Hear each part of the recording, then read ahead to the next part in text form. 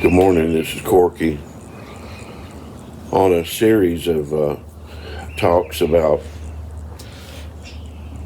Highway 41 revisited. So I've talked already about the Florida Keys, and then the last one was on Miami. And today I want to talk about it came from Jacksonville. As you come up the Highway 41, you come through Tampa. I had an uncle and aunt in Tampa, Uncle Earl, and Aunt Nina.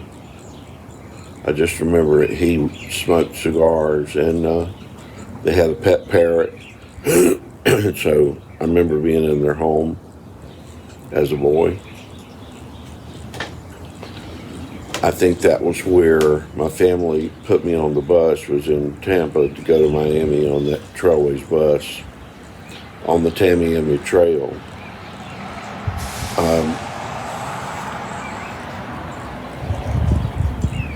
Jacksonville, Florida, I had been there in the 70s, speaking at a few churches, and had some experiences there. But what I want to really focus on today is the music history as it came down into the ground that was under my feet. I've talked at different times about the British invasion in '64, where the Beatles and Stones came to America, and it was a very pivotal time. I was in the fourth grade, as I recall, and the Beatles and Stones were doing blues songs for Motown and giving us an indication that American music was born among African American populations, particularly in the Mississippi Delta. So all that started with the British invasion, which was my total introduction to music.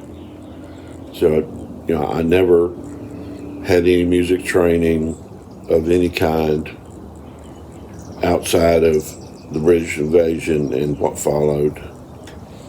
And what followed was, after '64, 1967 was the summer of love, and the hippies and and all that, and the drugs. Of course, alcohol is already a force among the youth. So by '67, I was smoking pot and doing hashish and different things, and particularly later, it got to be more and more. But Woodstock came in '69, and '67 we first heard Cream, Eric Clapton, Jack Bruce, Ginger Baker.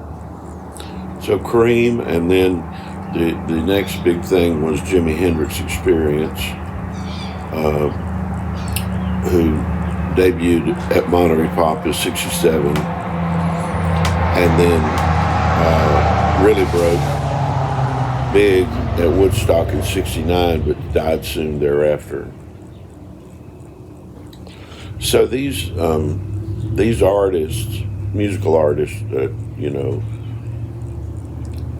helped us to recapture the blues that had begun in our southern areas where we grew up. Like, I was born in Atlanta and raised in North Carolina, so I'm a southern boy. And so all these rock trios, these super groups, they were bringing us in touch with the blues music of Muddy Waters and Howlin' Wolf and John Lee Hooker, and Sonny Boy Williams and Mississippi John Hurt, things like that. And so I joined my first band probably in '67, and so by the time Woodstock hits, I'm playing the electric guitar in a band, and my partner is, and my other friends are in bands with me. And we kind of moved from singer-songwriter, acoustic, to electric, blues, rock, fusion, things like that. Which brought us to Delaney and Bonnie and Friends, and Eric Clapton, was affiliated with the Beatles. So all of that was a world that I got formed in musically as it went along. Dropped out of high school to play music, but you have to keep working in those factories, because you got to eat. But you're paying to play music, and a lot of us have spent our entire life paying to play music. But it was in like 1971, I think, when we were first introduced to the Allman Brothers Band. The Allman Brothers, we had heard, lived in Macon, Georgia. And as other commentators have stated, they became our band because we were Southern. My post-grad research is in cultural studies, intercultural studies, and the significance of indigenous music to different cultures. So for the British bands to have brought blues to us, we were getting it through a British filter, and we may or may not have been researching the blues from down the road, like in Mississippi or North Carolina, Piedmont blues, or Mississippi Delta blues. So it's still through that British filter until bands like the Allman Brothers, Marshall Tucker Band, Wet Willie, these became Southern rock bands. And probably Dwayne Allman at Muscle Shoals, which is not far from where I'm sitting right now, is probably the birth of Southern rock. And so we were introduced to the Allman Brothers Band. I saw them a number of times live. And when the Allman Brothers Band Live at Fillmore East album broke in 1971, that was a high water mark for Southern rock. So that the guitar stylings that they were doing, was going to be something other than British rock or hard rock. It's going to be something else, and in this case it was Southern rock.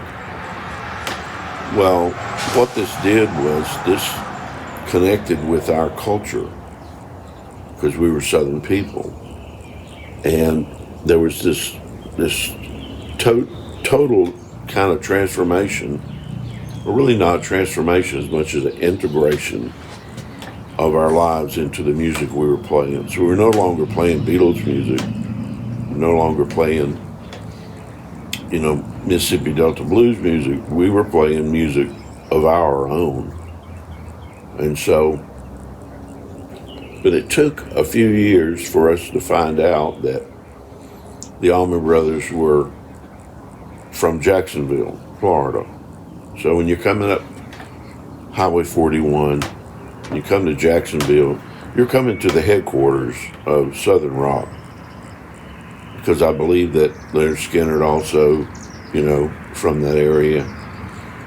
And so now we understand, even though Allman Brothers lived in Macon, Georgia, and Macon was not that far from Atlanta, and so I had spent time in Macon. I had cousins south of Atlanta, some of which played music. And so this was the big thing of my life in the early 70s. I was living in Atlanta. I had moved back from North Carolina with my roommate. He helped me a lot. It was Floyd Jones. And I was battling with, drugs and alcohol. at that time. But as far as the music was concerned, we had found our music, and at that time I only knew the Almond Rose being from Macon. It's in time after that I finally located them in Jacksonville. So this brings me right to like 1971, and we're here in Dwayne Allman plays slide guitar and all that. And I played slide guitar at the time. I don't play as much slide these days as I did back then. I may have been one of the first young players in Greensboro, North Carolina to pick up a slide. So we're talking about 70, 71, and coming up Highway 41. So it came from Jacksonville. Southern Rock came from Jacksonville. The next stop maybe is Macon in these series of talks. So there's a possibility I may do a video in Macon. I may be going there in about a month. So y'all have a good day. Drink lots of coffee.